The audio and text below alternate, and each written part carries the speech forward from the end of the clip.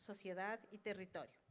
Para dar inicio formal a este evento, invitamos a la arquitecta Daniela Loaiza, vicepresidenta del CAEP, a brindar unas palabras de bienvenida.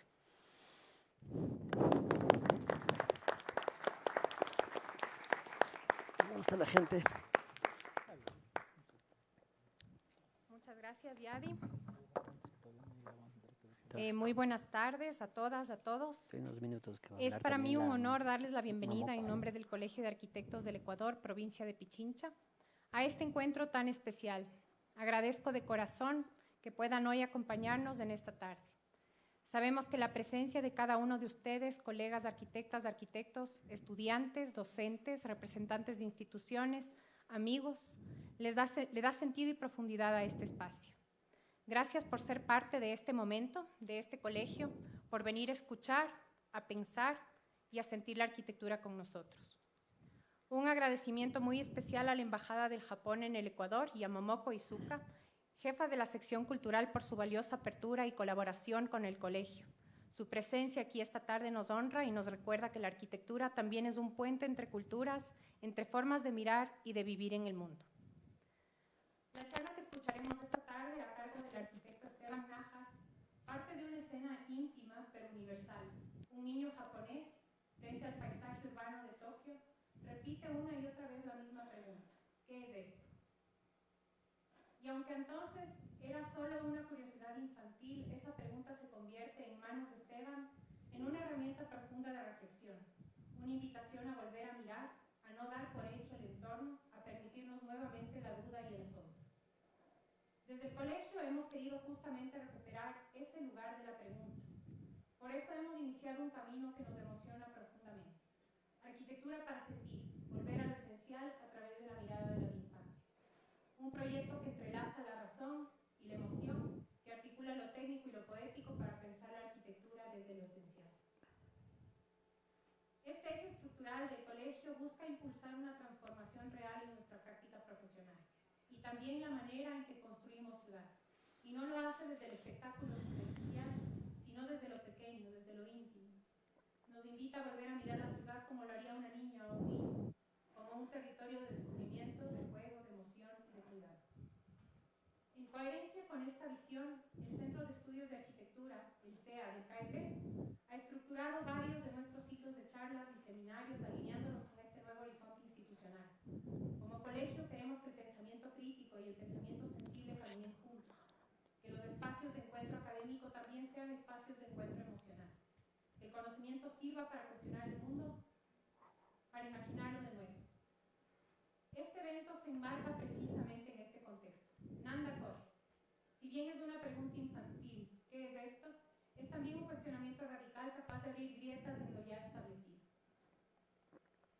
Y si la arquitectura quiere seguir siendo relevante, debe aprender a formular estas preguntas. Una pregunta breve pero cargada de fuerza. Una pregunta que no espera respuestas cerradas, sino que abre puertas.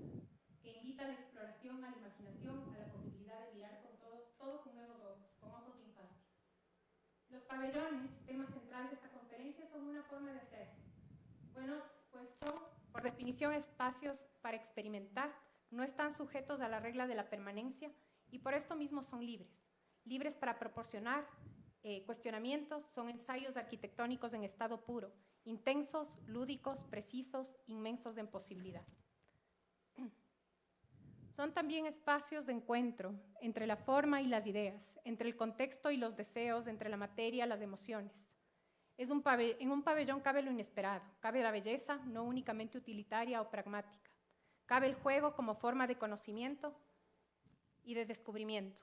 Por eso nos interesa tanto reflexionar hoy sobre ellos, como objetos, como espacios, como arte y como preguntas.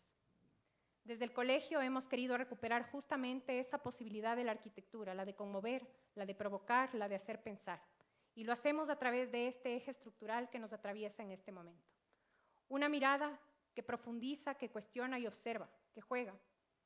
Japón ha sabido como pocos países diseñar desde esa conciencia, desde la precisión y el respeto, desde el cuidado de lo mínimo, desde la transformación de lo pequeño en esencial.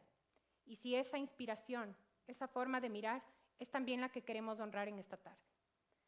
Por eso esta charla que nos ofrecerá el arquitecto Esteban Najas es una invitación a volver a mirar el mundo con ojos nuevos, a volver a preguntarnos qué es esto, antes de decidir cómo debe ser, a dejarnos conmover por lo cotidiano y a volver a creer en la capacidad de la arquitectura de transformar lo común en extraordinario.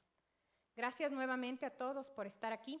Que esta tarde sea una oportunidad para abrir preguntas, para mirar distinto y ojalá para imaginarnos juntos una ciudad más humana, más bella y más sensible. Antes de cerrar, no quiero dejar de agradecer al arquitecto Esteban Najas por su generosa participación esta tarde, su compromiso constante con el colegio, con la ciudad y con el pensamiento crítico. Esteban es un arquitecto que se preocupa por la institución, por el espacio público, por el oficio, y su voz y su mirada han sido un aporte valioso para quienes creemos que la arquitectura tiene todavía mucho que decir.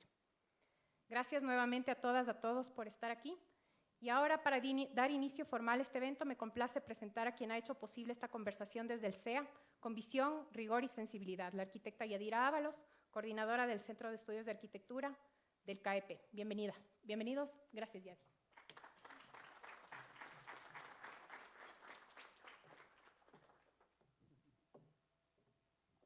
Muchas gracias, Dani. Bueno, nuevamente expresamos nuestro más sincero agradecimiento a la Embajada de Japón en el Ecuador por su generoso apoyo para la realización de la charla Nanda Kore. En especial agradecemos a la jefa de la sección cultural, Momoko Iizuka, quien en representación del señor Keishiro Morishita, embajador de la República de Japón en el Ecuador, nos compartieron unas palabras en este importante espacio de encuentro. Su presencia y respaldo reafirman el compromiso por fortalecer los lazos culturales y de amistad entre Japón y Ecuador. Bienvenida.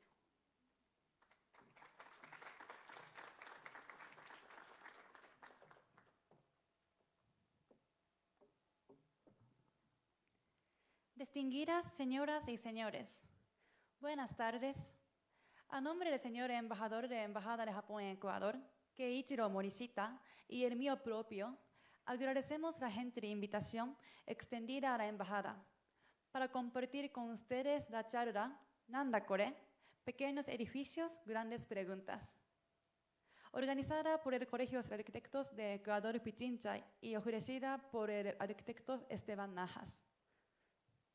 Durante los últimos años, nos alegra ver el gran interés que ha ganado la cultura japonesa y otros aspectos en general de Japón entre los ecuatorianos.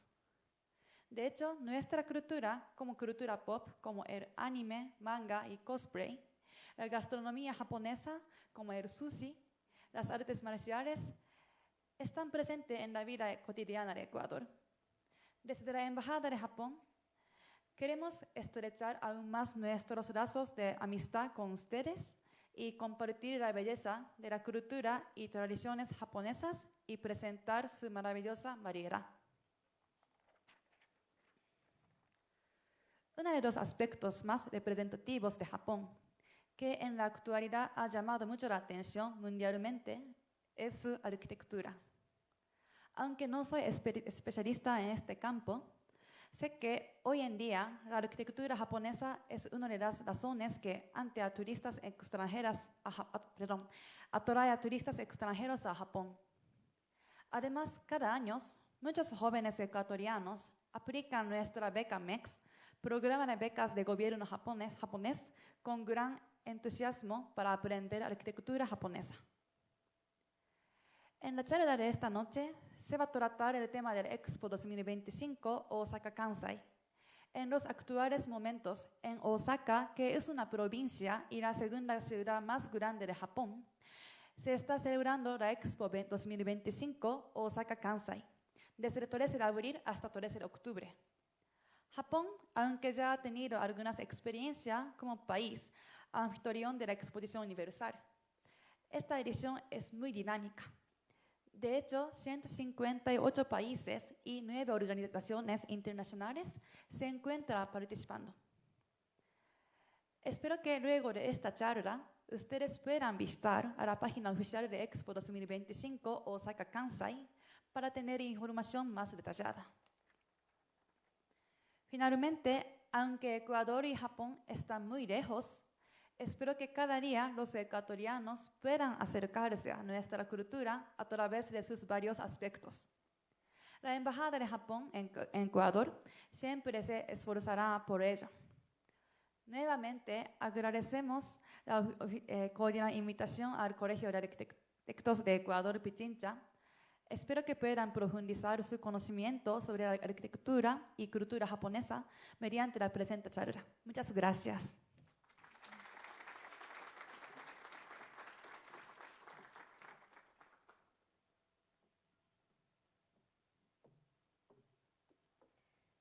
A continuación, damos paso al arquitecto Esteban Najas, profesional cuyo trabajo se caracteriza por la experimentación, uso consciente del espacio y una visión crítica en la práctica contemporánea. Su charla, Nanda Kore, Pequeños edificios, grandes preguntas, es una charla que invita a repensar la arquitectura desde la curiosidad, explorando el poder de los pabellones para imaginar futuros posibles, conectar con la infancia y transformar lo cotidiano en lo extraordinario. Bienvenido, Esteban.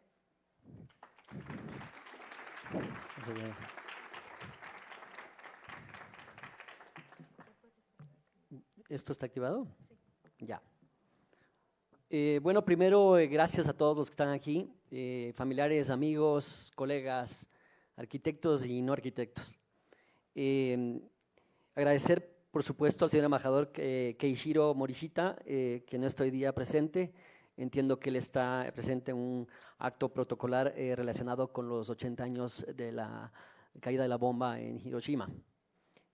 A Momoko Iizuka, que es la jefa de Asuntos Culturales de la Embajada del Japón. También a Paola Merizalde, relacionadora pública y coordinadora de la prensa. Y, por supuesto, a mis compañeros, la arquitecta Daniela Sofía Loaiza, vicepresidenta del Colegio de Arquitectos de Pichincha, y el arquitecto Diego Ordóñez, presidente del Colegio de Arquitectos de Pichincha y presidente también del Colegio de Arquitectos del Ecuador. Hasta ahí llega lo que leo y de aquí voy a tratar de un poco con lo inquieto que soy, tratar de resumir lo que he preparado para ustedes hoy día. Esta charla, como dijo Dani, gira alrededor de una visión que tiene el colegio de crear un alcance hacia la arquitectura que sea mucho más familiar para quienes no somos arquitectos. Nos remontamos a la infancia. Hay planes que van a ser muy interesantes a lo largo de este año y que tienen que ver mucho con los pabellones, en diferentes escalas.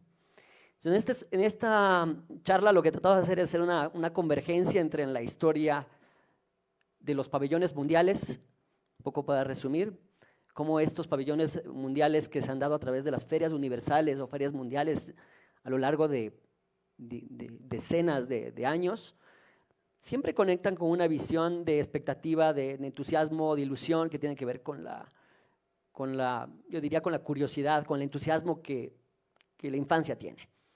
Si bien son temas que son muy serios y que abarcan a la humanidad, creo que siempre tenemos que remontarnos de que la imaginación parte desde que somos muy niños. Y eso es el hilo conductor. También van a ver que en la presentación, en ciertas ocasiones, van a ver códigos QR. He tratado de poner en ciertos puntos para no alargarme en ciertas explicaciones, porque hay cosas que están en la lámina y no vale la pena repetirlas y volverlas a leer. Quiero que eso sea más bien una explicación de mi experiencia con el Japón, por un lado, mi experiencia como arquitecto, y por otro lado, cómo eso confluye con las expectativas o los planes que tiene el Colegio de Arquitectos de esta mirada de la visión infantil hacia la ciudad y hacia la arquitectura. Con esto, comenzamos. Aquí tenemos el código de barras del proyecto del colegio, al final lo voy a repetir para que no tengan que en este momento escanearlo. Y vamos a comenzar con una pequeña historia. Aquí a la izquierda vemos la mirada de la niñez. Aquí está mi papá. En el año 1985 tuve la suerte de conocer el Japón, yo tenía 10 años. Mi papá me está cogiendo de la mano, no le culpo, yo soy un tipo muy inquieto y si soltaba la mano posiblemente hubiera desaparecido en el Japón en el 85. Yo volví del Japón con muchas preguntas. Hace unos minutos estaba conversando aquí con Sammy y me decía qué es lo que me causó esa impresión de Japón. Y en realidad, cuando uno visita el Japón, es un país donde realmente es abrumadora la cantidad de información que uno recibe. Pero es abrumadora en ese sentido de la curiosidad que se despierta, especialmente en un niño de 10 años. Estamos hablando del año 1985. Con esta curiosidad que se despertó en ese momento, en el año 2025, estamos hablando hace 2 meses, regresé con mi hija que estudia arquitectura, que por aquí debe estar, para aprovechar la oportunidad de la Feria Osaka 2025. Nuevamente, las ferias mundiales son eventos que se dan periódicamente desde el siglo XIX hasta hoy, que son ventanas de la visión colectiva del mundo y cómo el mundo se proyecta hacia el futuro. Entonces, con esta primera historia que va desde mi infancia y esta curiosidad que se despertó en mí de entender la ciudad por dentro, especialmente Tokio, que fue muy impactante, en el viaje en el que hicimos con mi familia, tuvimos también la oportunidad de, como es normal, usar el transporte público. Y en una de estas movidas de una parte de la ciudad a otra, mirábamos por la ventana y había un niño que repetía, en realidad, no Nanda Kore. Y voy un poco a hacer una confesión, decía Kore Nanda, Kore Nanda. Yo no sabía lo que significaba, pero lo decía cada 2 segundos, ¿sí? Luego investigué qué era y básicamente lo que decía era, ¿qué es esto? ¿Qué es esto? Luego cometí quizás el error de preguntarle a la inteligencia artificial si estaba bien el Kore Nanda, porque solo lo había escuchado fonéticamente, y me lo corrigió como Nanda Kore.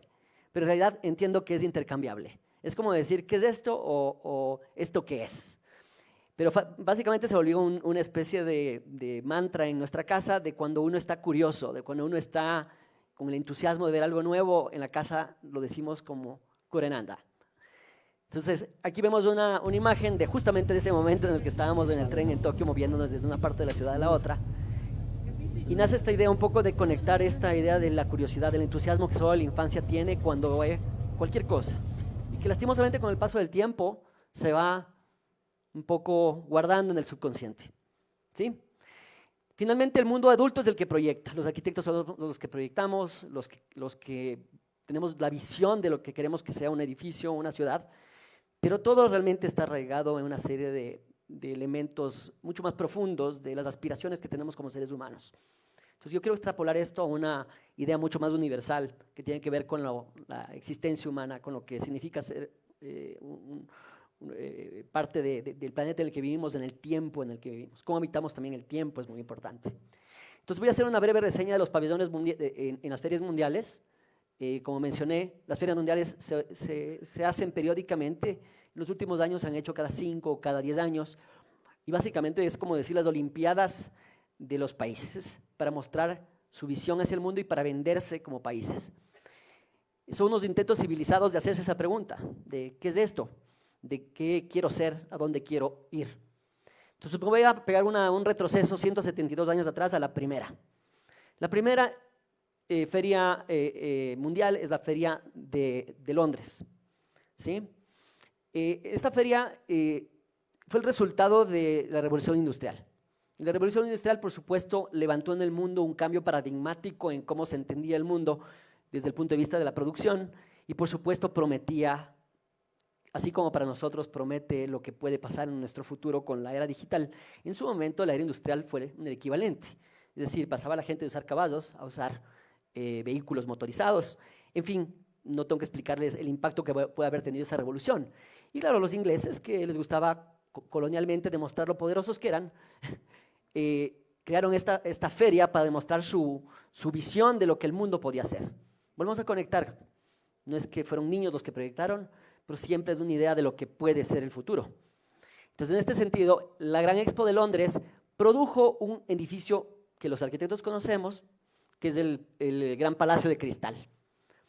De hecho, hubo otro en Nueva York, en la Feria de Nueva York, no son los mismos y los dos tuvieron destinos similares. Pero aquí la idea era generar esta idea del hierro fundido, de la creación de espacios y del uso del cristal como una gran tecnología que permitía transparentar el gran avance tecnológico de la era industrial. Y el vidrio ya no oculta, sino que contiene al mundo. Y dentro de estos pabellones, por supuesto, se mostraba o se presumía sobre lo que la gran industria británica y la gran revolución industrial prometía para el futuro. Yo aquí no voy a volver a leer lo que está acá, lo puedo dejar que ustedes lo lean, un poco lo descrito, pero básicamente la feria también buscaba agrupar al mundo, hacernos entender que somos todos parte de una sola conciencia colectiva y una sola conciencia que busca realmente un porvenir mejor, a través siempre de la arquitectura y de la construcción de las ideas. Lastimosamente el pabellón, luego de que se acabó la feria, porque las ferias normalmente son temporales, se desarman y desaparecen. En este caso, el Palacio de Cristal, como tuvo tal impacto en la cultura mundial, lo que se hizo es moverla en los años 30, lastimosamente tuvo un incendio y desapareció.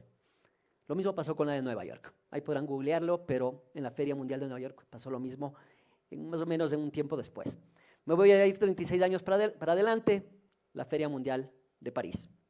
¿Por qué es bien importante la Feria Mundial de París? Porque la Torre Eiffel fue un pabellón. Es decir, nuevamente, fue un elemento de curiosidad acerca del porvenir humano, de la invención humana, y también un alarde tecnológico ahora de los franceses de demostrar su influencia dentro de la cultura. Estamos hablando de que la Feria Mundial de París no solamente tuvo un impacto dentro de esta gran construcción que todos conocemos, sino que también ya involucró una planificación, yo diría, urbana. Ya pasamos de los pabellones a unos elementos que ya son parte de unos íconos culturales, yo diría universales, ¿sí? La Expo Mundial de París fue esta expresión del hierro, ¿no? de cómo el hombre puede transformar la imaginación en algo real.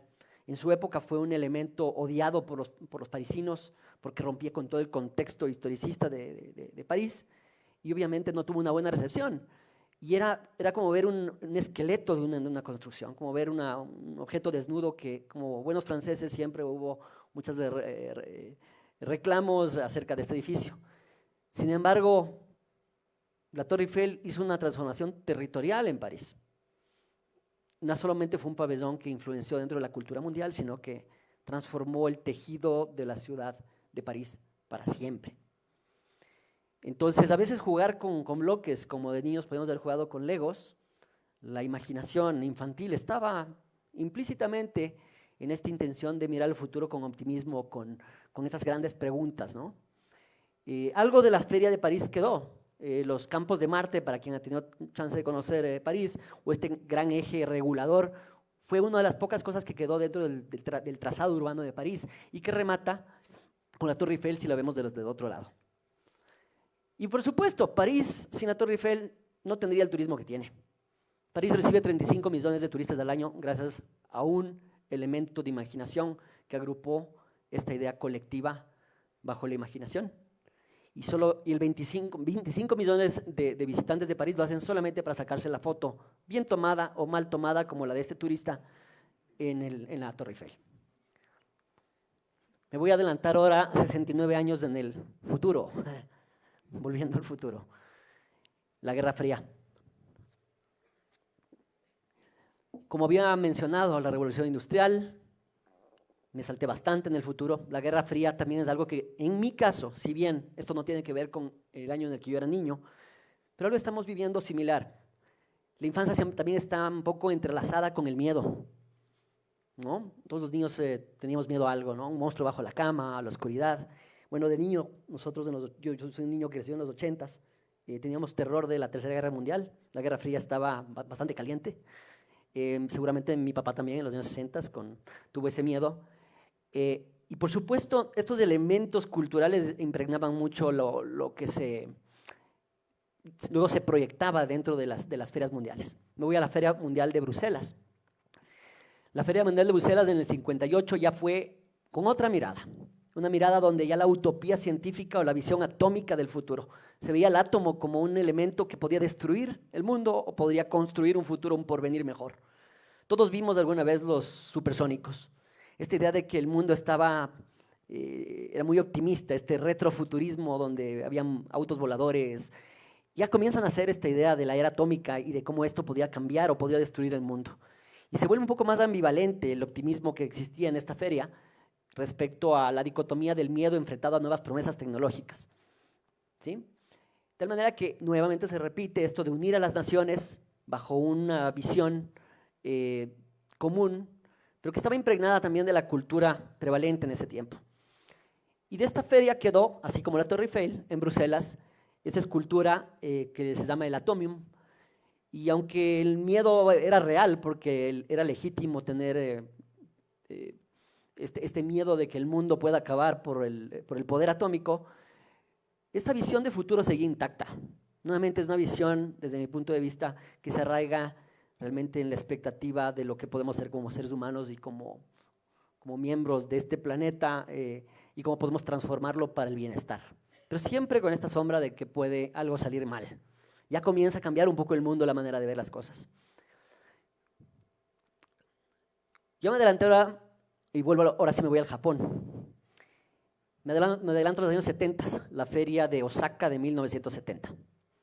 Aquí viene otra promesa infantil. Aquí he puesto la foto de un niño mirando la llegada del hombre a la luna. Así como la Guerra Fría causó un terror o un miedo implícito en todas las naciones, la promesa del espacio era la nueva promesa del futuro. ¿Sí? Mientras el mundo tocaba la luna, Japón tiene un boom económico, una prevalencia dentro, ya comienzan a ser la fuerza económica de Japón, que después de la guerra, por supuesto, se vio completamente aniquilado y en apenas, yo diría, 25 años ya constituía una nación que tenía una influencia enorme sobre esta idea de un futuro, un porvenir, bajo la mirada de optimismo especialmente espacial, la idea del hombre conquistando horizontes que solo un niño podía imaginar. El eslogan de la feria fue progreso y armonía para la humanidad. Es la primera feria que se realizó en Japón, fue además en su momento la feria más concurrida de todas. 6.400.000 personas los visitaron, imagínense en esa época lo que eso significaba, y 77 países participaron. Aquí ya vamos a ver un poco cómo el futuro, ya era esta idea, ¿no?, utópica, imaginativa, muy lúdica, muy, yo diría, optimista, un poquito naif de lo que podía ser el futuro, ¿no? Mucha influencia inclusive en la cultura popular, nos podemos ver mucho de lo que se vio en esta feria, esta idea inmersiva donde el futuro prometía, la tecnología prometía que todo mejore para los humanos. Ahora lo vemos desde otra perspectiva, vemos que el celular, si bien ha mejorado nuestra vida, también nos ha complicado la vida. Pero en ese entonces se pensaba así. Y vemos películas como Odisea Espacial 2001, la influencia que tiene sobre la cultura popular ya de Occidente, cómo Japón comienza a meterse en el imaginario de Occidente. Esta es una vista desde de la feria que demuestra muchas de las cosas que pasaban en su época. Ya se hablaba de pantallas, se hablaba de robots muy precarios, ya había en las primeras computadoras. Podríamos decir que es la primera feria moderna, o la primera feria que se parece a lo que es la Feria Osaka 2025, podría decirse, ¿sí? Pero es una feria también de espectáculo. Esta feria influenció mucho en lo que es ahora, por ejemplo, Epcot Center en Orlando. Es esta idea de que yo puedo proyectar el futuro también como experiencias lúdicas o experiencias del imaginario colectivo. Y vuelve a conectarse otra vez esta visión de infancia. No importa cuánto lo neguemos, siempre está presente. Siempre vamos a tener intuitivamente o inconscientemente esa presencia de una aspiración, de un optimismo que la arquitectura tiene el poder de transformar. Pero también fue una feria que incorporó la arquitectura y al arquitecto como el eje central de la planificación de una feria. En este caso, estamos hablando de Kenzo Tange, que fue el primer arquitecto japonés que ganó el premio Pritzker. Vemos que ya el urbanismo y la arquitectura ya comienza a entender a las ferias ya no solamente como una serie de pabellones aislados o cosas, sino que ya la visión central o el concepto central fue organizado por un arquitecto, en este caso una de las leyendas de la arquitectura japonesa. Un poquito de Kenzo Tange, como me dije, el primer premio Pritzker de arquitectura. Les invito a que conozcan el trabajo de él. Aquí vemos algunas obras que se pueden conocer en Tokio, recomiendo mucho, sobre todo la de la derecha arriba. Es gratuita, pueden subir arriba y ver todo Tokio con mucha facilidad, porque hay nuevas torres que se han construido, que te cobran y que pueden ahorrarse ese gasto, y ahí es el gobierno central del municipio de Tokio y tiene una vista espectacular, ¿sí? No voy a entrar, ahí está, bueno, abajo tenemos las oficinas de Fuji TV, y en fin, bueno, hay un poco, ahí está también el estadio de Yoyogi, del hotel del parque de Yoyogi en Tokio. En fin, les invito a que conozcan. Y de aquí nació también un movimiento arquitectónico bien importante dentro de la historia de la arquitectura, que es el metabolismo japonés. Algunos reconocerán el edificio que está en la izquierda. Este fue desmantelado hace 3 años. Y aquí vemos la promesa de cómo las tecnologías del viaje espacial, el futuro se comienza a transformar ya ya se comienza a llevar a algo tangible, algo material dentro de las ciudades. Y básicamente es un hotel de cápsulas prefabricadas, armadas de una manera muy rápida, que lo que buscaba es el metabolismo Voy a leer en este momento un movimiento que imaginó ciudades como organismos vivos, adaptables, modulares y en constante cambio. La arquitectura pensaba no como forma fija, sino como un proceso vital en diálogo entre tecnología y tradición. Y esto es bien importante porque Japón creo que siempre gravita alrededor de la tecnología y la tradición. Y es algo que Occidente quizás va olvidando, y no se diga Quito. Quito quiere borrar la tradición. Quito quiere copiar la tecnología de otro país y borrar su tradición. Y se está quedando en un vacío donde no tenemos identidad ni tenemos conexión con quienes somos y con quién podríamos ser. Las preguntas infantiles comienzan a desaparecer. Aquí vemos mucho de lo que yo decía, ¿no? Esta influencia sobre el imaginario colectivo, en la cultura popular. Muchos reconocerán cosas que se veían en películas de la época. El Hotel Cápsula, como dije, fue desmantelado. Aquí vemos otra vez estas promesas de una mujer metida en un tanque donde le da masajes. En realidad, cosas muy lúdicas, pero que finalmente fueron alimentando la tecnología que ahora mismo conocemos. Vemos ejemplos de pabellones de la feria del 70. Imagínense lo que ya pasaba en el 70 en el Japón y cómo este imaginario del metabolismo japonés se comenzaba ya a trasladar a estructuras que desafiaban la gravedad, los materiales, las tecnologías, los plásticos, los polímeros, cosas que no había antes. Aquí vemos cosas que podrían ser perfectamente del año 2025, ¿no? La visión en ese sentido de Japón siempre ha sido tremendamente visionaria y siempre con una mirada, yo diría, de una cierta inocencia que no se ha perdido. Luego voy a dar una teoría y hay que Momoko me diga si es que estoy equivocado o no, pero tengo una teoría al respecto que voy a hablar de eso. Vemos también unos pabellones inflables, cosas muy interesantes. También edificios mucho más tradicionales. Occidente seguía un poquito en los 70s con el brutalismo, con estos, no quiero ser técnico, pero hay ciertos movimientos que prevalecían en Occidente y esos se marcaron en su línea, mientras que Japón estaba jugando. Y vemos, bueno, el pabellón de la Unión Soviética, por supuesto, tenía que ser el más alto, el más grande, el más fuerte, ¿no? Se veía lo de la Guerra Fría presente, ¿no? Y yo creo que solo con ver el plan maestro del proyecto uno se da cuenta que siempre es también una especie de cómo presumen los países, ¿no? De quién tiene esa fuerza. Aquí me hago un salto porque así como había la Torre Eiffel, el pabellón de Osaka tuvo una especie de ícono que es la Torre del Sol.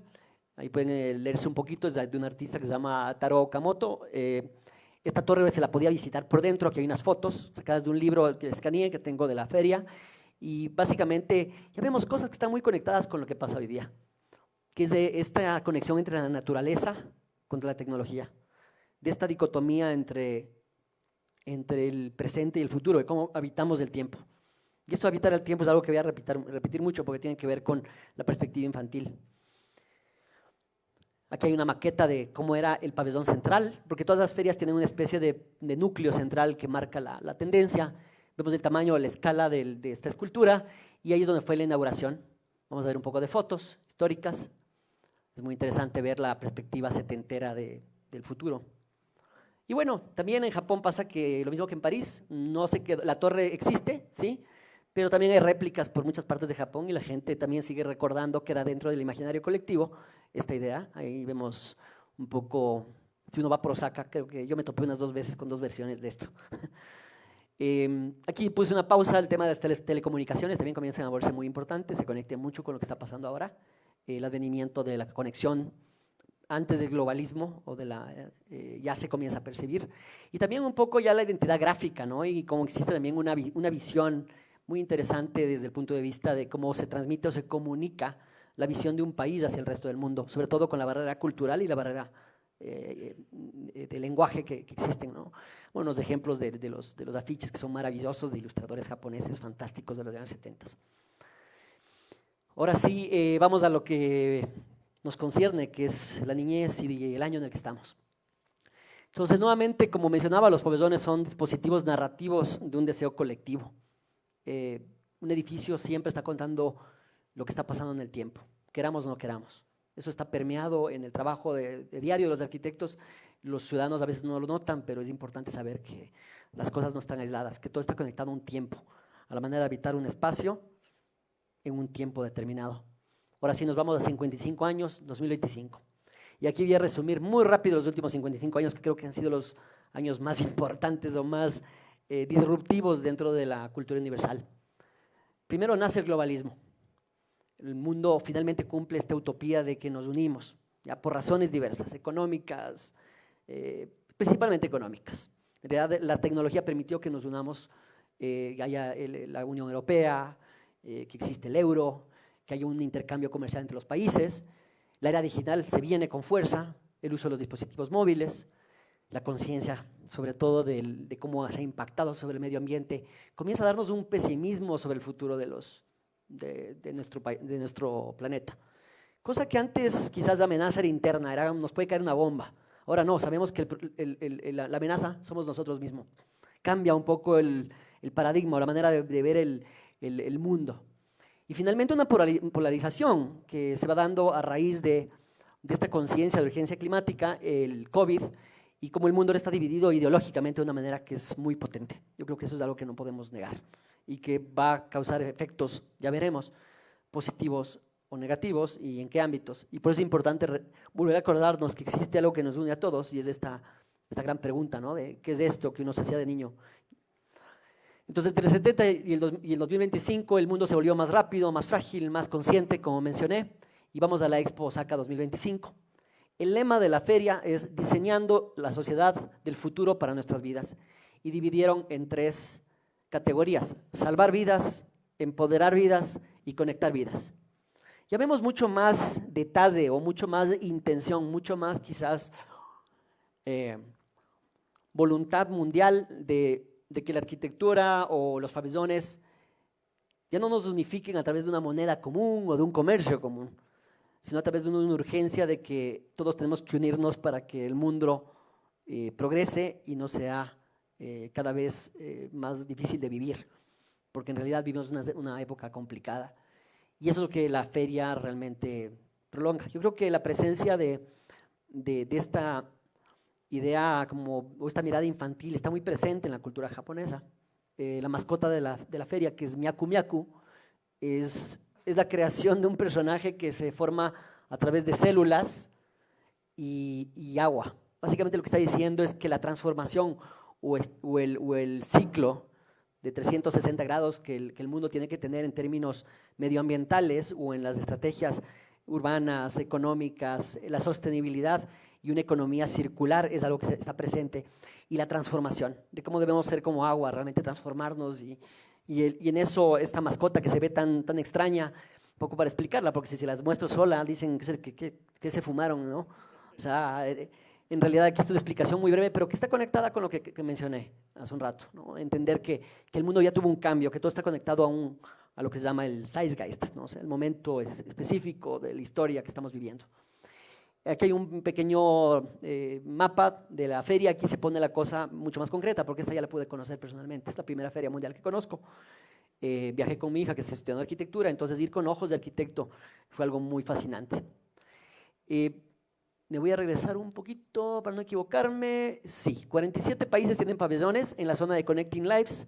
Total, pabellones, 152 pabellones. Vamos a ver un círculo, que es este. Y en el centro están gran parte de los pabellones. Esta parte de aquí es un espectáculo de agua que se da todas las noches, pero la feria va más allá de este círculo que ya les voy a explicar.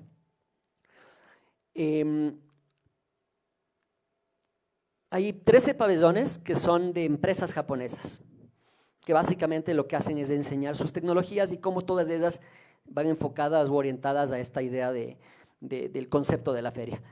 ¿Sí? Y 8 pabellones que se llaman Signature. Yo voy a hablar específicamente de uno. Hoy voy a escoger un poquito, imagínense, son 158 países, hoy día voy a hablar de 5. Y escogí el Null 2 de Yoichi Ochiai. ¿Sí? Vamos a comenzar con el gran anillo, el círculo que les enseñé.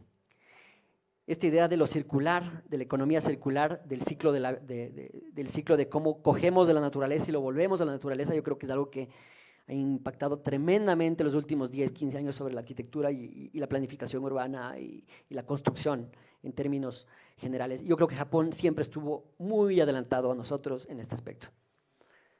El diseñador de este anillo, el gran anillo que le llaman, es Su Fujimoto, arquitecto vigente, con tremendos proyectos por todo el mundo, y es la construcción de madera más grande que se ha hecho por los seres humanos en la historia.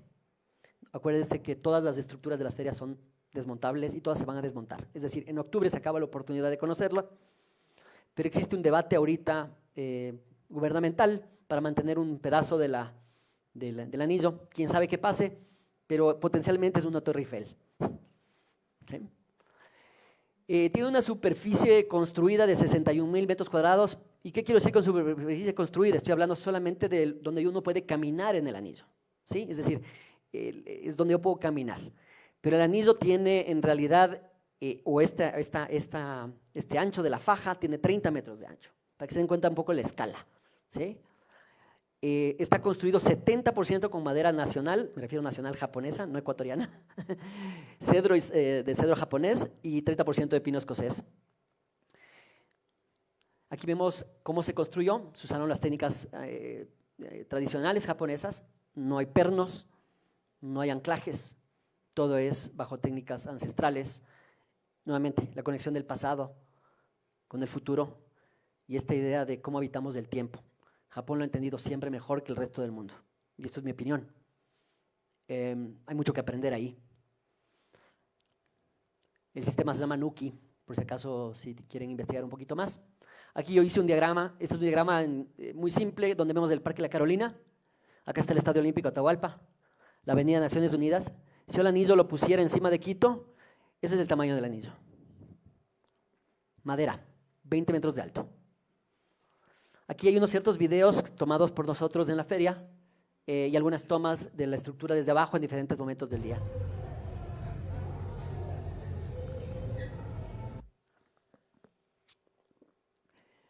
Esa faja que les mencioné en la parte superior es la que estamos viendo acá, son parques y uno puede recorrer con 20 metros de altura y poder ver los pabellones de gran parte de las 154 naciones desde encima de este gran anillo.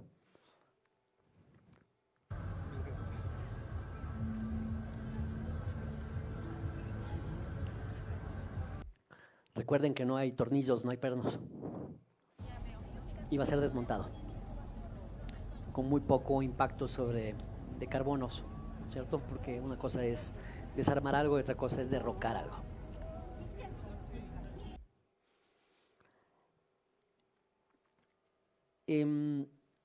Sabemos que más del 60% de los visitantes la consideran el espacio más memorable de la feria. Yo podría decir que sí, coincido con eso. No quita lo impactante que es la feria, sino que es una feria tan vasta, tan grande, que yo diría que una semana podría quedar corta. Y el sistema de reservaciones no es fácil. Es decir, uno no es que llega y puede entrar con facilidad, sino que hay que hacer una lotería para entrar a ciertos pabellones que son muy, muy, muy concurridos. Y eso es un tema para controlar a las cantidad de gente que va. Aquí hay un código de barras que si es que alguien quiere conocer sobre el anillo, lo puede escanear. Les doy unos segundos y de aquí va a haber bastantes códigos de barra para que puedan acceder a información mucho más detallada de lo que menciono.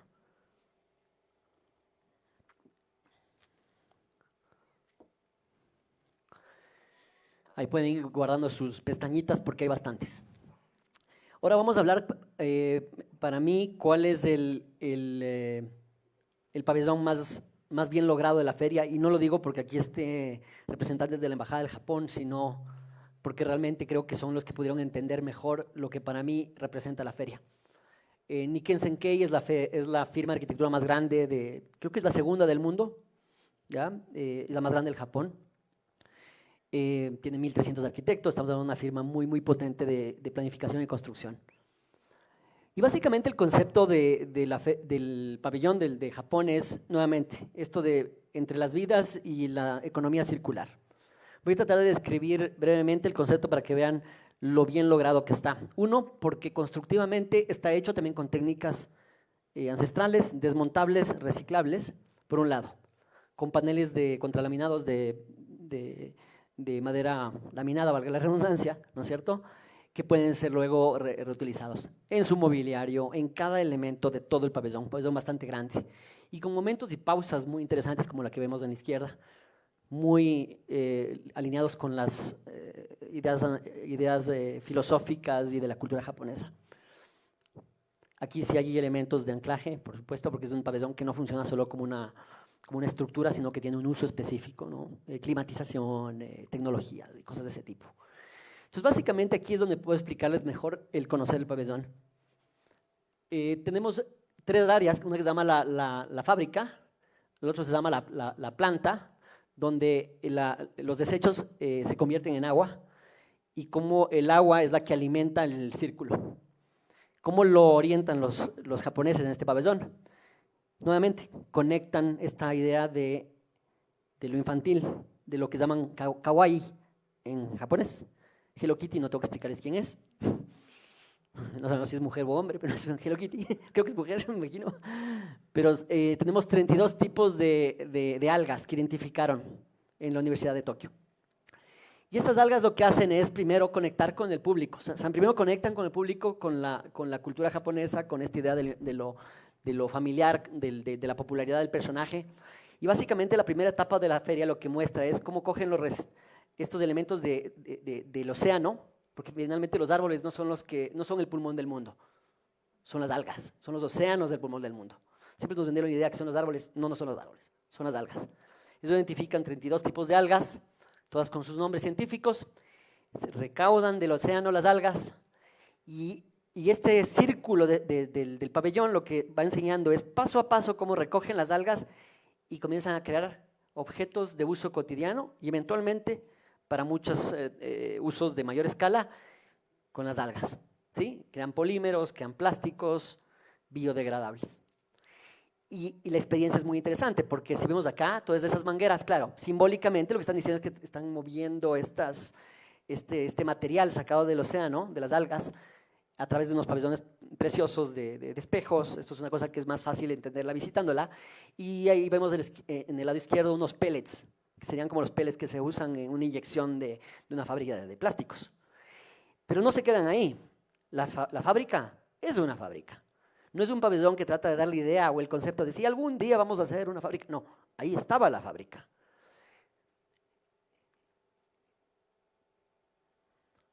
Aquí vamos a ver una pequeña vista de los objetos que vimos hace un rato. Como esto después comienza a subir de escala. Aquí un poco enseñan cuánta huella de carbono se ahorran, por eso ponen las vaquitas, porque sabemos del impacto de las vacas sobre el efecto invernadero. Lo que les decía de este primer pabellón, donde vemos cómo cogen las algas a través de unos grandes silos, unas grandes plantas que bombean el agua del océano, sustrae las algas y las convierte en elementos para impresión 3D. Ahí está la fábrica. Y vamos viendo como toda esta inyección, hay una fábrica donde hay gente que está realmente supervisando la fabricación de estos elementos en 3 dimensiones. También como los desechos de estos mismos elementos, si vieron hay un robotcito ahí, el robotcito está trabajando. Ahí está el código de barras del pabellón de Japón. Esta foto, ¿por qué la puse? Porque el círculo termina como dije, en un objeto, y este es un jarrón diseñado por un artista japonés, hecho con este polímero, puesto en el agua de océano, y van viendo cómo se va desintegrando. Es decir, el círculo completo. Lo simbólico, lo arquitectónico, lo formal, lo conceptual, lo tecnológico, en un solo pabellón. Creo que la experiencia como experiencia era la más completa de las que conocí.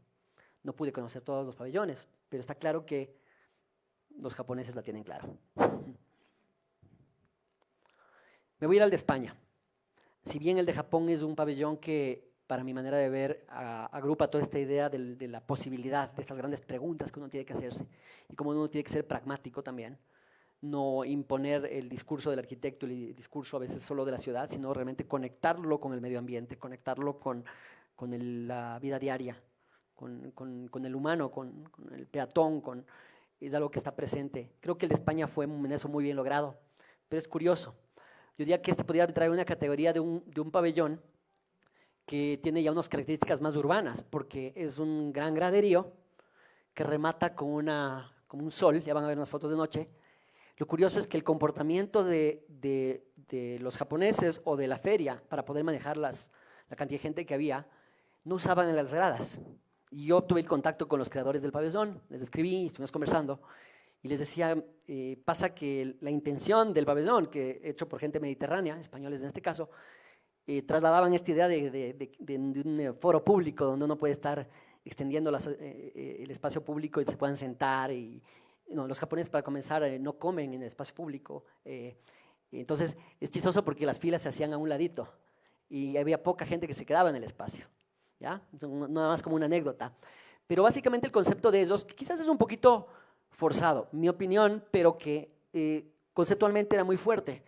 Eso es lo que cogen, es la idea de la corriente de Kuroshio, que lo llaman la corriente negra. Es una corriente que, si bien no llega directo a España, porque saldría del Pacífico y tendría que pasar por encima de Norteamérica, ¿no es cierto?, para llegar, o sea, para poder llegar hacia al Japón, pero es muy fuerte la idea, porque es una conexión simbólica entre España y Japón. Entonces ahí vemos unas fotos de la gradería, cómo terminaba con como sol, y el ingreso al pabellón generaba a través de pantallas de alta definición una cinta de imágenes de la corriente que conecta Japón con España, que además, históricamente, también tiene unas conexiones. Aquí vemos, en el centro está el pabellón visto desde arriba. También ellos implementan técnicas de construcciones más tradicionales de madera, desmontables, que tienen también un bajo impacto sobre el medio ambiente. Algunas otras vistas del pabellón. Ahí hablo un poco de Galicia al Mediterráneo. Dos mares, dos culturas costeras unidas por el agua. Entonces es una idea fuerte, ¿sí? Y dentro del pabellón hay espacios donde se explican los conceptos y uno va siguiendo esta corriente a lo largo de las pantallas. Entonces hay también una coreografía que está calculada por los proyectistas arquitectos para ir siguiendo esta narrativa. Y también unos temas de agua que también en las gradas, si ven ahí una gente tomando fotos, había unas pequeñas partículas de agua que salían de los graderíos. Aquí hay unas fotografías que tomamos, donde también los españoles utilizaron dibujo anime, conectaron muy bien con la cultura japonesa, y podríamos decir que es un pabellón bien logrado en el sentido de que es un pabellón que une los simbolismos también con el entretenimiento, porque los pabellones también son un poco de juegos, son un poco de esta idea de infantil, no solamente como ir a un museo, ¿no? Son experiencias lúdicas, son experiencias que despiertan la imaginación. Yo creo que ya como adultos vamos perdiendo. Entonces es un pabellón que vale la pena. Aquí hay ciertos videos de la visita.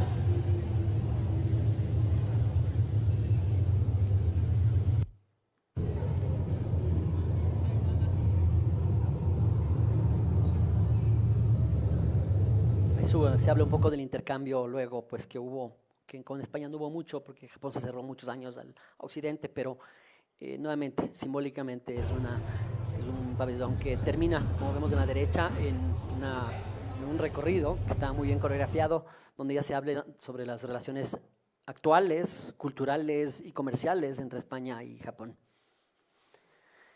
Voy a saltarme un poquito el diseño arquitectónico. Creo que ya lo expliqué, simplemente lo dejo para cuando alguien vea esto luego en YouTube, tenga para poner pausa.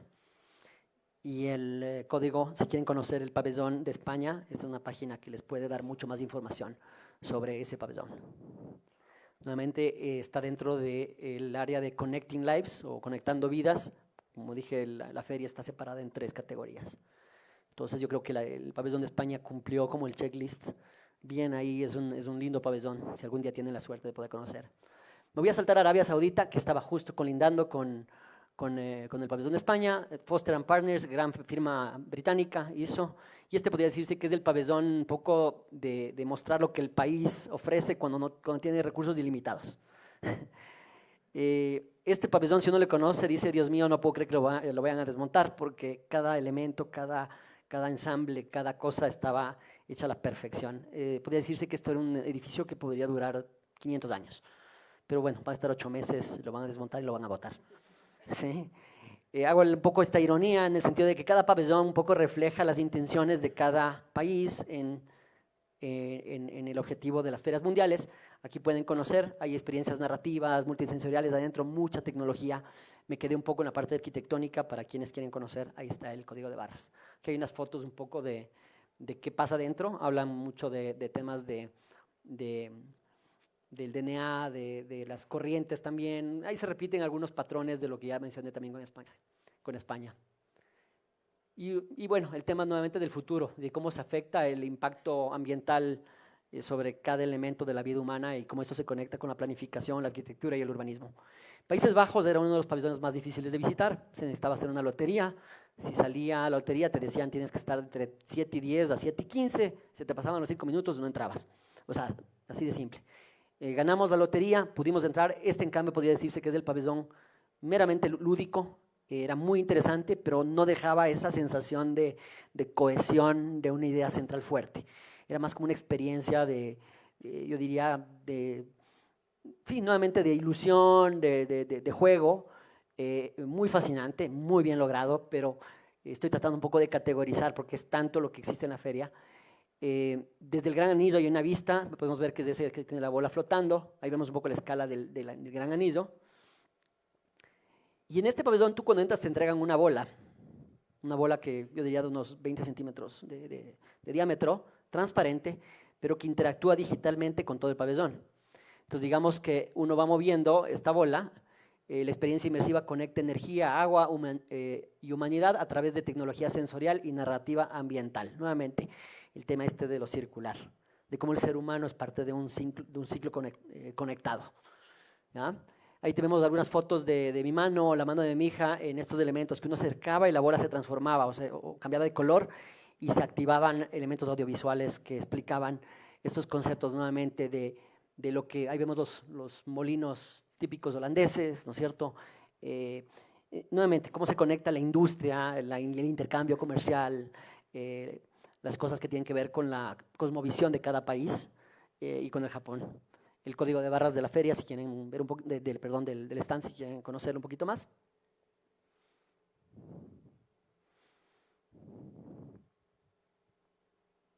Me voy al de Francia. El de Francia es un pabellón también de los más populares y yo diría que es el típico pabellón auspiciado por una empresa. Si bien habla de Francia, habla más de las marcas de lujo de Francia, ¿sí? Yo soy un poquito irónico en este aspecto, pero bueno, trato de transmitirles la sensación. Es un espectacular pabellón arquitectónicamente, pero nuevamente no creo que tiene la fuerza para realmente agrupar estas ideas del imaginario colectivo, del futuro de la humanidad, de esta aspiración que yo creo que se puede lograr con la arquitectura, esta conexión con los humanos. Sí, existe porque es muy instagramiable, es muy lindo, mucho Louis Vuitton, mucho Chanel, muy bonito, lindo, pero en realidad podría decirse que es un pabellón auspiciado por una corporación. Y eso se sentía, ¿sí? Es una crítica no destructiva, pero objetiva. Pero realmente vale la pena, porque está muy, muy bien logrado. Los franceses en eso tienen una sensibilidad estilística y formal que es indudable, ¿no? Y tiene más, es un pabellón con muchos espacios muy diferentes, que giran alrededor de la moda, básicamente. Seguramente será una de las exportaciones más grandes que tiene Francia hoy por hoy, es eso. Entonces, yo diría que eso se siente. Para conocer más sobre el pabellón, el código, si es que tienen interés de ahondar sobre lo que he podido yo hoy día explicar.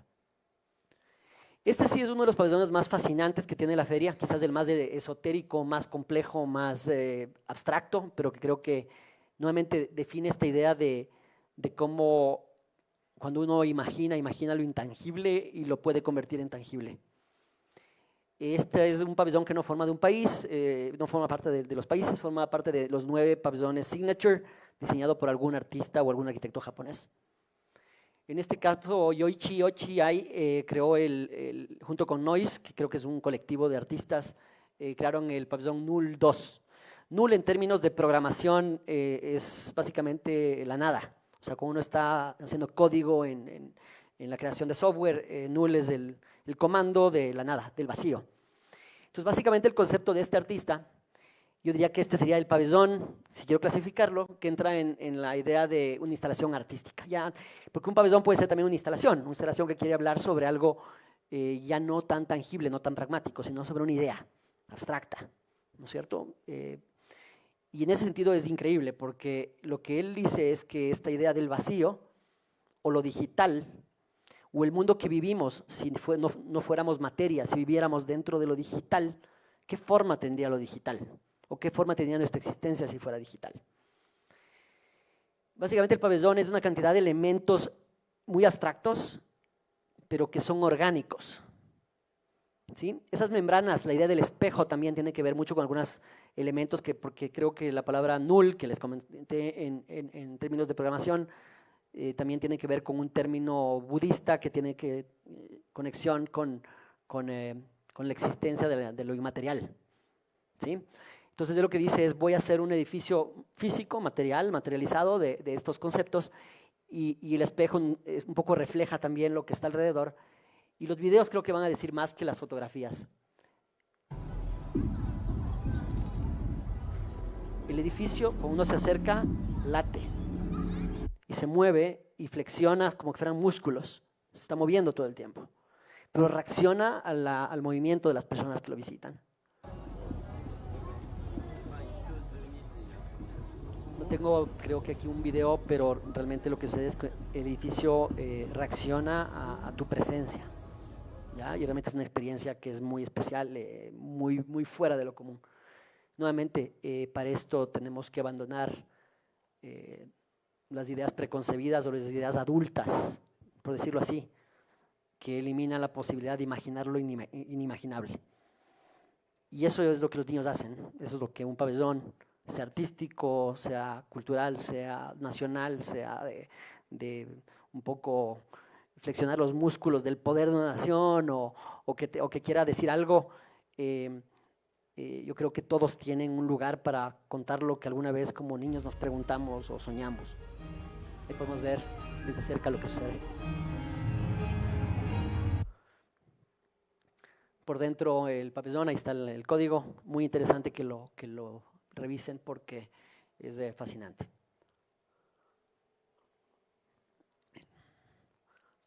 Como ven, esa narrativa es mucho más abstracta, creo que evocativa de cosas que requieren realmente de una imaginación. Hablé un poquito de lo kawaii, esto lo añadí el día de hoy.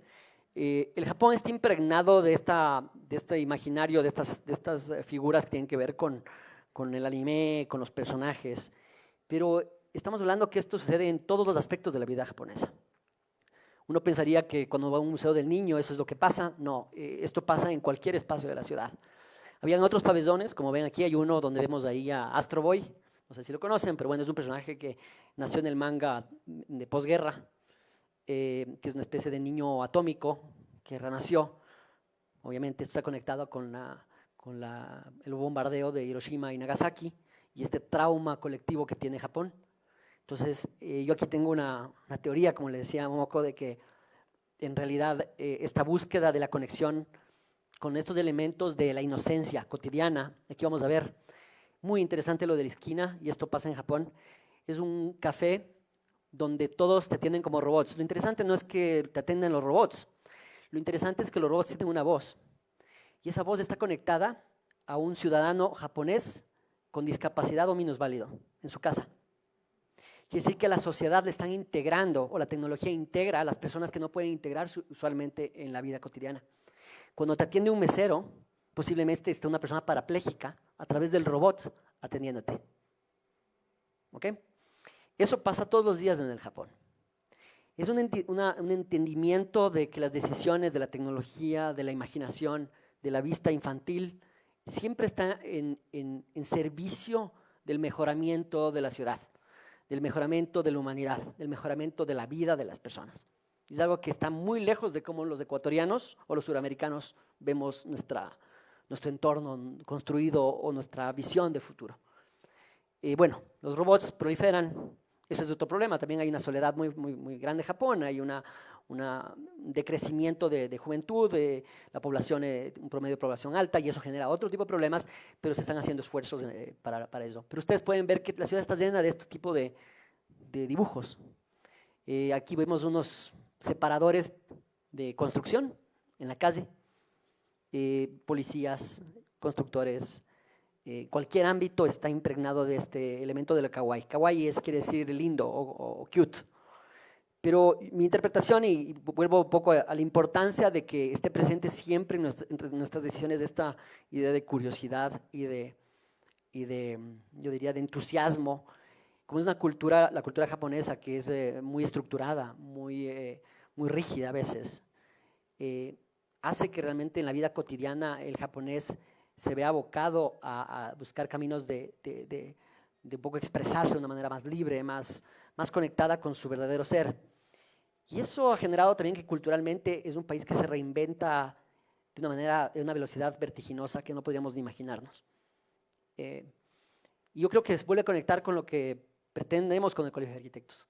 Entender que la arquitectura, la imaginación, el convertir lo inmaterial en material, con el paso del tiempo, despierte este tipo de curiosidad y este apego a lo colectivo, no a lo individual. El Tokyo Toilet Project, y con eso voy un poco terminando, es un proyecto, para quienes han visto esta película, les recomiendo, ahí está el tráiler.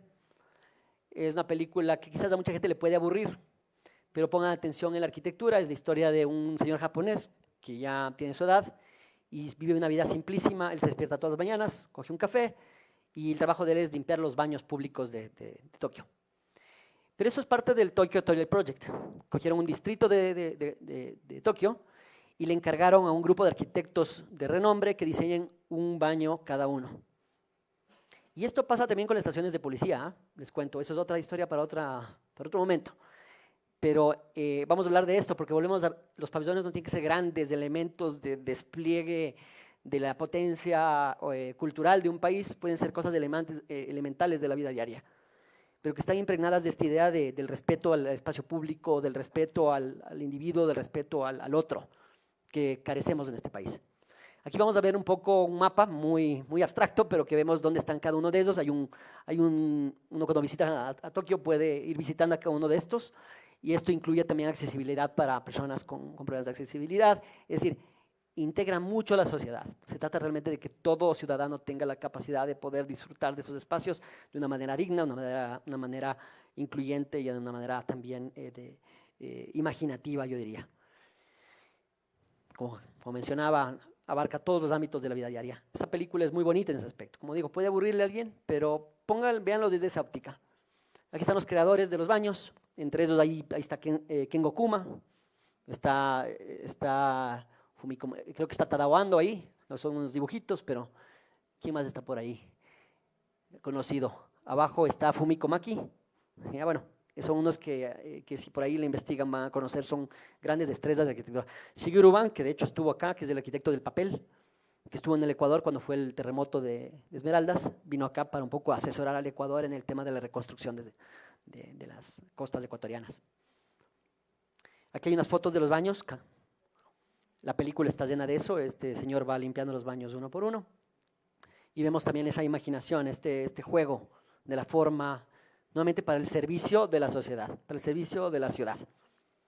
Pasamos de los pabellones grandes, de todos estos despliegues, a lo cotidiano, a lo diario, a lo que realmente afecta la calidad de vida específica de las personas.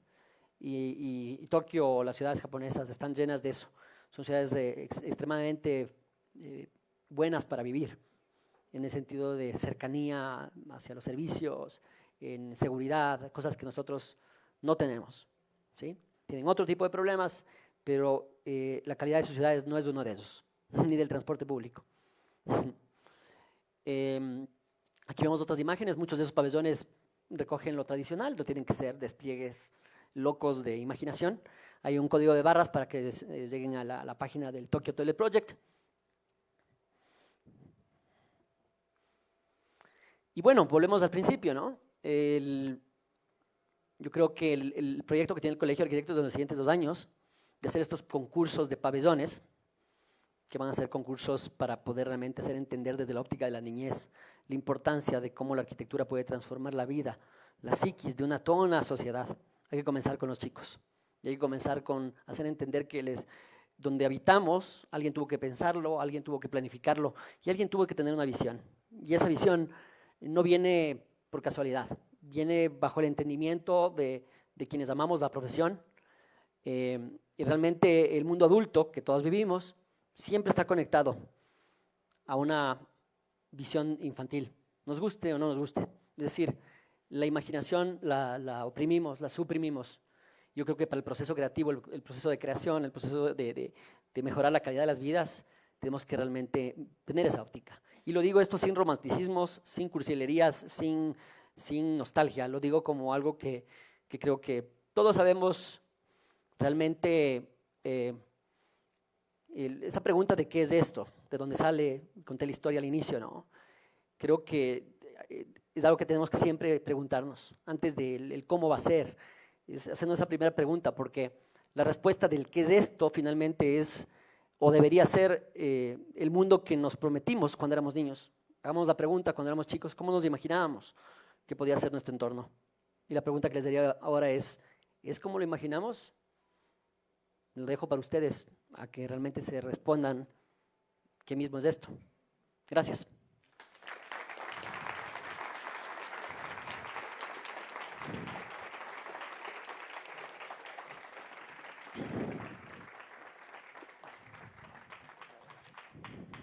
Perdón.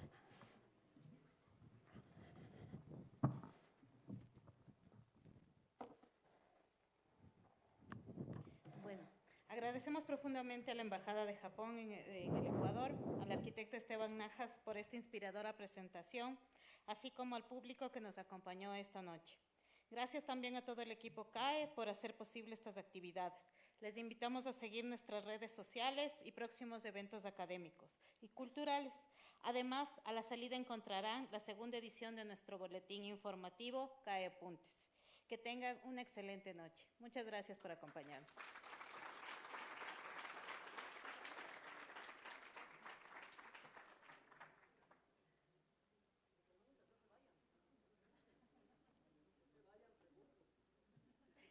¿Queremos abrir un foro de preguntas? Sí, sí, sí. No hay problema.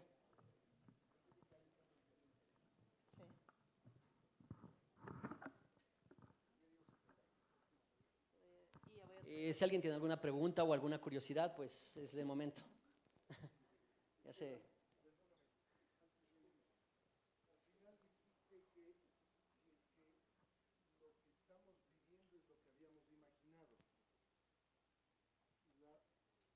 Que tengo es quiénes somos los que deberíamos imaginar, porque probablemente si estamos viviendo en la imaginación de alguien, en lo que alguien imaginó algún rato, probablemente no es lo que nosotros habíamos planificado, pero a alguien se le ocurrió lo que estamos viviendo ahora. La pregunta da para muchísimo para desempacar y levanta muchos temas que mañana que hay otra charla, tú sabes que voy a hablar de eso. Primero, creo que hay un tema cultural que tiene que ser transformado y por eso el tema de las niñeces es importante. Segundo, la institucionalidad del Ecuador no lo permite. ¿Quiénes imaginan la ciudad? ¿Quiénes imaginan el espacio que habitamos? Cuando un alcalde tiene 4 años, lo que quiere es cortar la cinta de todo lo que pueda en esos 4 años. No hay un entendimiento de que lo que las decisiones que tomamos hoy día, qué es esto, no tiene que estar proyectado para un rédito, ya sea político o particular, sino para un rédito colectivo. Entonces, yo diría que para no alargarse, las decisiones las toman a veces personas que lo que hacen es servir o tratar de calzar ciertos intereses a las necesidades inmediatas o lo urgente. ¿Ya? Yo creo que tenemos que olvidarnos de lo urgente y pensar bien en lo necesario. Entonces, eso es algo que debería ir cambiando. ¿El cómo? Bueno, el Colegio de Arquitectos está comprometido con eso. Yo personalmente estoy comprometido en poco que tengamos visión, que la visión no sea para 4 años y que comencemos con los chicos y que entendamos que las ciudades y la vida está afectada por todas las decisiones que tomamos, quienes mientras vivimos tenemos el chance de dejar un poco de nuestra huella o de nuestra infancia en las ciudades. Entonces, sin sonar tan poético, yo creo que hay que realmente echar machete en la parte institucional.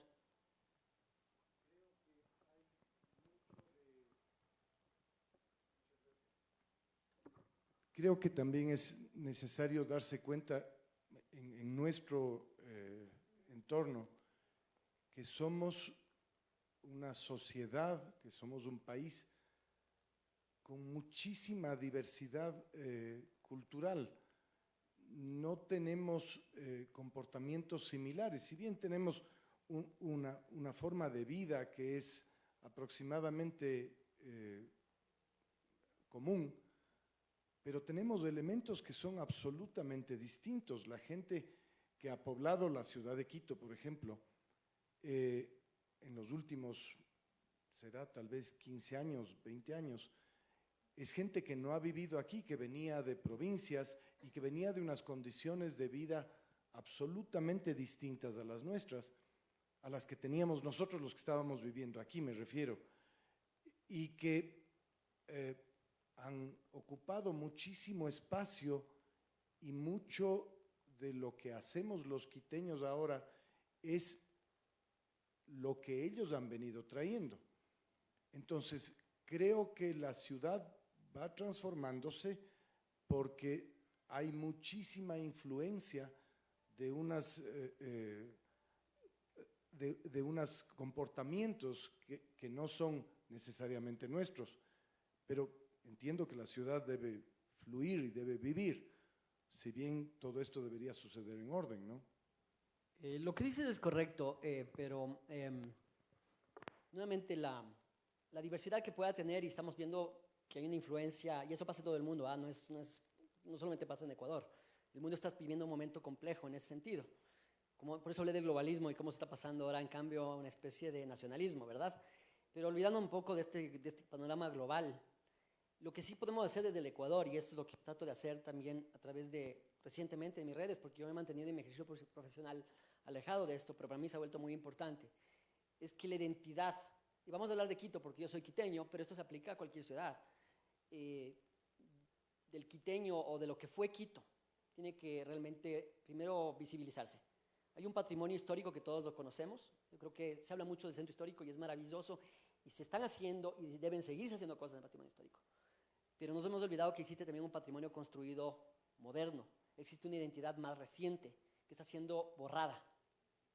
Tenemos toda una generación que ya solo estamos viendo al pasado absoluto, pero no nos estamos proyectando a ningún lugar. Es decir, el quiteño no sé si tiene sueños de ser Manhattan o si tiene sueños de ser Las Vegas. No tenemos idea de lo que queremos ser. Por eso la pregunta, para poder responderte a la pregunta, como los japoneses lo hacen, tienes que saber quién eres y tienes que ver al pasado, las ferias mundiales. Por eso yo me remonto, no es casualidad que yo hago una conexión entre el vivir en lo que es habitar el tiempo. Quito no puede reinventarse. ¿Para qué digo reinventarse? Pero a merced, muchas veces, de intereses no colectivos o no de decisiones que favorezcan a la mayor cantidad de personas, sino a grupos reducidos de personas que mantienen el poder en espacios de tiempo reducidos. Entonces, lo que tú dices es correcto y hay que primero visibilizar lo que somos. Y no hay que irse lejos. Cuenca es una ciudad que está bien planificada, una ciudad que tiene una identidad y que se ha protegido y que ha tenido un brazo técnico de especialistas en arquitectura y urbanismo y que las entidades o las instituciones han sabido escuchar y se han dejado asesorar, es decir, han antepuesto los intereses de Cuenca antes que los intereses políticos. Y Quito es centralista, entonces obviamente hay un botín ahí que hace que la ciudad se vaya realmente degradando, se vaya olvidando, se vaya vaciando, y esos son otros temas para tratar en otro foro.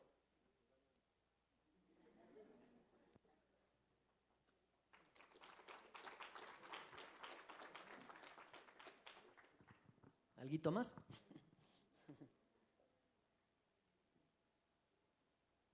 Gracias por venir a todos.